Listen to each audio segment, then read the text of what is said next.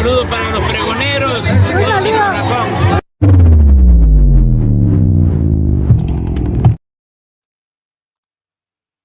Amigos, bienvenidos a una nueva transmisión más a este su canal, Pregonero Informa, servidor Irwin Rodríguez, transmitiéndoles desde el día de hoy. Nos seguimos encontrando en este miércoles 12 de febrero del 2025. Si nos estás viendo por primera vez, muchísimas gracias por tu tiempo y por tu espacio. Solamente pido tu apoyo con la suscripción para que cada día podamos ser más en esta gran familia pregonera. Amigos, vámonos de lleno a la información. Hemos visto que uno de los candidatos y que quedó frustrado fue Roberto Gil Suárez, quien ha empezado, y todos lo vimos, a salir en varios medios, sobre todo con Ciro Gómez Leiva, en donde ya lo he comentado, pero rápidamente lo vuelvo a comentar. Dijo que no iba a impugnar, luego el señor impugnó, lo mandó a la ingada el tribunal. En fin, este simplemente se ha convertido en el llorón de este proceso. Pero en su paso ha querido desacreditar la manera en cómo se está llevando a cabo este proceso y de igual forma atacando directamente al exministro en retiro, Arturo Saldívar. Pues simplemente se cansó Arturo Saldívar, sale a decirle en pocas palabras, ya bájale de Evos, y lo calla con este mensaje, puesto esto es parte de lo que dice este llorón. Mientras tú seguramente te encontrabas preocupado por lo que pasaría con los aranceles de Trump, Morena y Saldívar avanzaron con sus trampas en el agandalle del Poder Judicial. Déjame contarte el fraude de la semana, el de la tómbola y las pelotitas. Además de autoritarios, ahora resulta que hasta son suertudos. De los 27 aspirantes que superaron la famosa tómbola, 4 trabajaron directamente con Saldívar. 6 tuvieron cargos judiciales o administrativos en la Ciudad de México, que ha sido gobernada por Morena en los últimos 30 años. Y 6 fueron nombrados por López Obrador en su gobierno o para puestos administrativos. Es decir, 16 de 27 están directamente vinculados con Morena. ¿Cómo le hicieron para correr con tanta suerte? Pues muy sencillo. Saldívar sacó de la tómbola a todos los incómodos para que los suyos tuvieran más probabilidades. Así.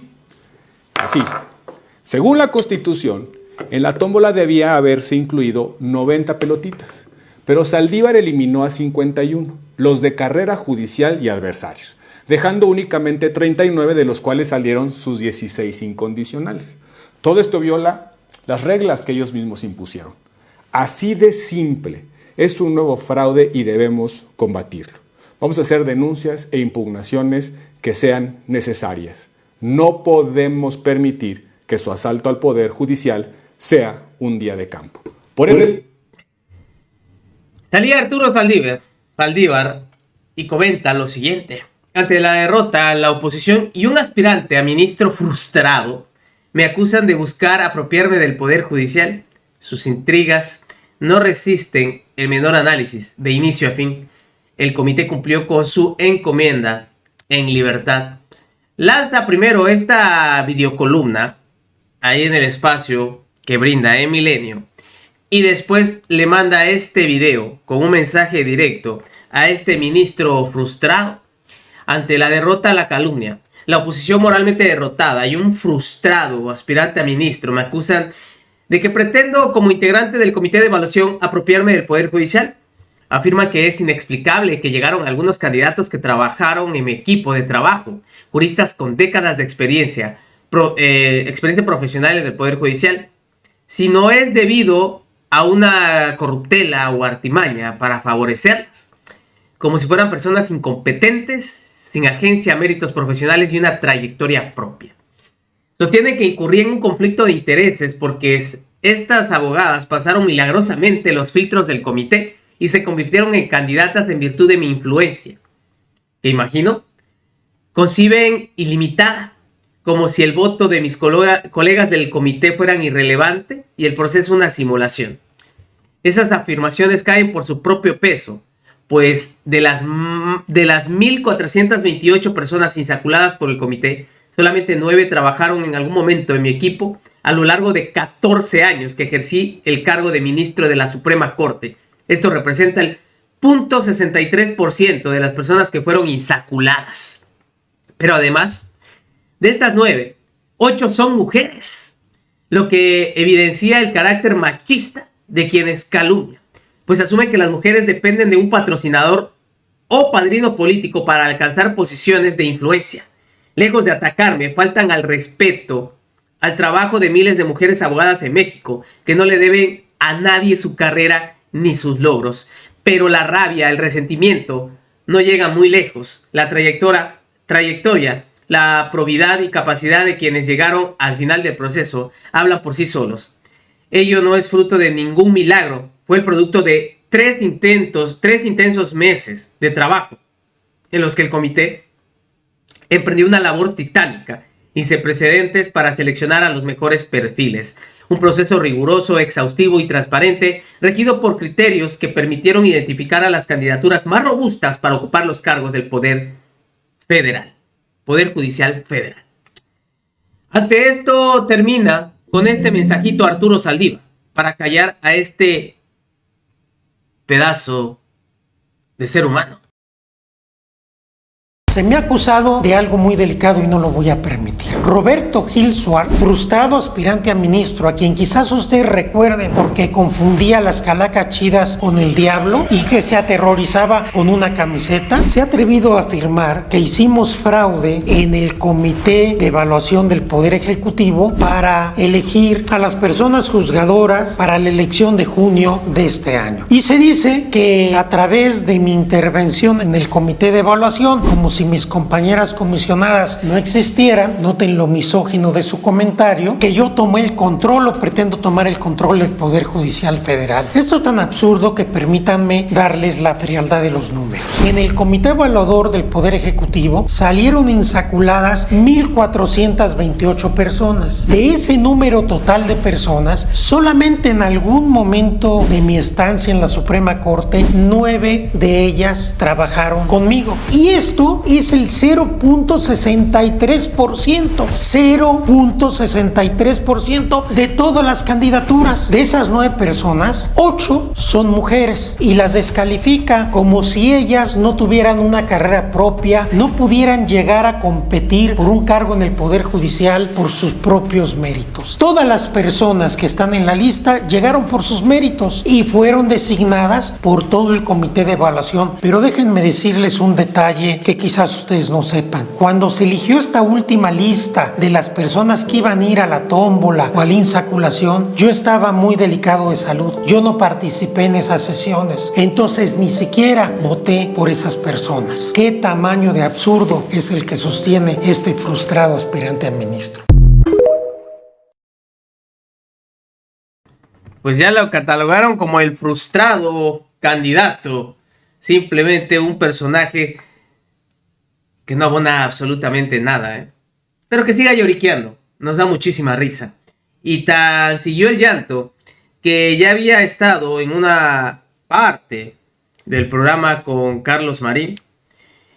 Y obviamente presentan la segunda, en donde tanto Carlos Marín como él se unen para seguir con esta descalificación a este proceso, a esta elección que tendrá cabida el próximo 1 de junio. Escuchen ustedes. Pues será extraordinario que un solo votante entienda cómo será esta insensata, demencial elección. Parece diseñada precisamente para que nadie entienda. Está diseñada para maquillar un fraude. Es una forma simplemente de legitimar la captura del Poder Judicial. Mira, La captura por parte del morenismo, del oficialismo. sí, mira cómo te lo capturaron. Primero te ponen por quién puedes votar, no puedes votar por todos. Yo, por ejemplo, yo sé que va a competir en la Ciudad de México un magistrado, el sobrino de Dolores Padierna, que me parece que fue un magistrado de consigna, que cometió muchas tropelías en ejercicio. Yo no lo puedo ir a sancionar. Como ciudadano no puedo irlo a castigar. En el caso de Rosario Robles. Es el caso de Rosario Robles, entre otros. Por ejemplo, el secretario de Disciplina Judicial de Arturo Saldívar, ese que le andaba hablando a jueces y magistrados para presionarlos y que está en una denuncia que presentaron más de 40 juzgadores, este secretario es candidato al Tribunal de Disciplina.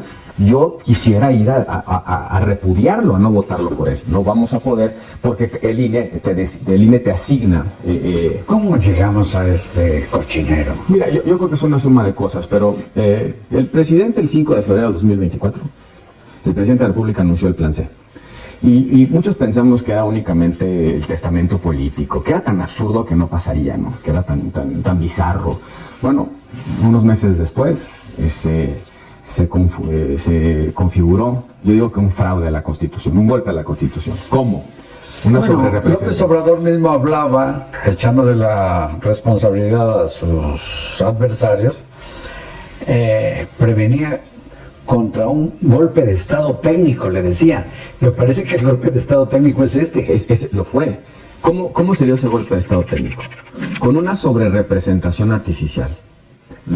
Morena no tuvo los votos para tener la mayoría calificada en el Congreso. No tuvo el 75% de los votos, pero tiene el 75%, un poco más menos, de los escaños. Primero. Segundo, con una estrategia de intimidación y coacción a 3 legisladores que fueron postulados por partidos de oposición que llegaron al Senado por un partido distinto al oficialista y que votaron con la bancada de Morena. Y ahí se pudo ver parado. Y la compra de otro. De Yunes Márquez. Tres senadores dieron la mayoría calificada. A cambio de suspender las órdenes de detención por supuestos delitos, ¿no? Sí, y eso te pone en evidencia el contexto de intimidación y la votación en la Magdalena Michuca, que no se sabe si de veras eran diputados. No había tablero de control, tablero de votación. Muchos de los legisladores que presenciaron eso decían que eran asesores de Morena, no eran los legisladores, en condiciones irregulares. La reforma pasó velozmente por la legislatura de los estados. Y no se nos olvide otra cosa, Carlos, también cuando se impugnó la reforma judicial faltó un voto en la Corte para poderla invalidar. Entonces, es una suma de cosas. Ahora, ¿la reforma qué implica? La reforma implica, como ya te lo comentaba, ellos deciden a quién puedes votar. Ellos deciden quién te toca en tu sección, en tu distrito, en el lugar donde vives. Ellos ya decantaron los candidatos a través del proceso de evaluación de la tómbola fraudulenta de Saldívar y además colocando, por ejemplo, hay algunos candidatos que no tienen competencia, porque solamente ellos sabían quién se inscribió y en dónde. Y en algunos casos descalificaron a los otros contendientes para que se quedaran candidatos en solitario. Va a haber juzgados que ganan como en el fútbol por default, porque no hay equipo enfrente. Y tercero, el modelo de votación implica que desde 1990, no es la primera elección desde 1990 en la que los ciudadanos, los vecinos, no van a contar los votos. Esto no se le ocurrió ni a Manuel Bartlett, hombre. Manuel Bartlett por lo menos nomás desconectó el sistema. Estos diseñaron un modelo precisamente para aquella votación no fue electrónica. No fue electrónica, no. Fue simplemente los resultados, ¿verdad? Aquí lo que están haciendo es que alguien va a contar los votos que no son los ciudadanos, sin vigilancia de los ciudadanos. Este modelo de votación no ocurre desde la era prehistórica de la democracia mexicana, es decir, cuando el régimen de partido hegemónico rellenaba las urnas, cuando votaban los muertos, cuando los ciudadanos no estábamos en las casillas, y es justamente lo que va a pasar ahora. Por eso creo, Carlos, que tenemos que discutir esto abiertamente. Hay mucha apatía, pero también hay mucho desconocimiento de la reforma. ¿Cómo es posible, cómo llegamos hasta aquí? Precisamente por el desinterés de la sociedad. La gente no aprecia el Poder Judicial y hay muchos problemas en el Poder Judicial, endogamia, corrupción, falta de acceso. La gente, 9 de cada asuntos, lentitud, 1 de cada 10 asuntos, llega a la jurisdicción de amparo. Sí, pero eso no se resuelve. Eso no se resuelve entregándoles el Poder Judicial a una facción de Morena. Y ojo, solamente he hablado de la elección federal, de los jueces y magistrados federales, 881 cargos federales. 17 estados de la República van a elegir la mitad de los jueces y magistrados locales. El mismo día de la elección, además de tus 6 boletas federales, vas a tener otras tantas Y en lo boletas de local se proceso local. impondrá sobre todo la voluntad de las gubernaturas y de los grupos delincuenciales locales. Ya me imagino por quién votará la gente que vive en Chilpancingo, por ejemplo, o que vive en Acapulco, o en todos los estados que están pudriéndose Zacatecas, Michoacán. por la delincuencia, Te voy a poner un Sinaloa.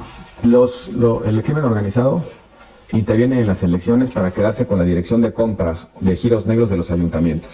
Imagínate si no va a tener la tentación de quedarse con el juez penal, que dicta amparos, que absuelve, que condena. El juez penal de los federales, te comentaba en el programa anterior, el juez de Almoloya, uno de los jueces que están sentados en Almoloya de Juárez, lo van a elegir en el Estado de México, aunque su autoridad es para todo el país. Los jueces que están sentados en Puente Grande, un centro federal de alta seguridad, los jueces de Puente Grande los van a elegir en Jalisco, aun cuando pueden cambiarle la vida a cualquiera de nosotros, independientemente de dónde vivamos, Carlos. Dime si no va a haber el apetito por parte del crimen organizado de incidir en esa elección para poner al juez penal, ese juez penal que está en ese centro de reclusión donde... Esta es la forma en como siempre quieren crear el amarillismo, escandalizar toda esta situación. Este miserable, frustrado candidato a ministro. Nos vemos, que sigan pasando un excelente día. Servidor Irem Rodríguez, transmitiéndoles desde su canal. Recuerden, la información está ahí y depende de todos nosotros pregonarla. Nos vemos en una siguiente emisión.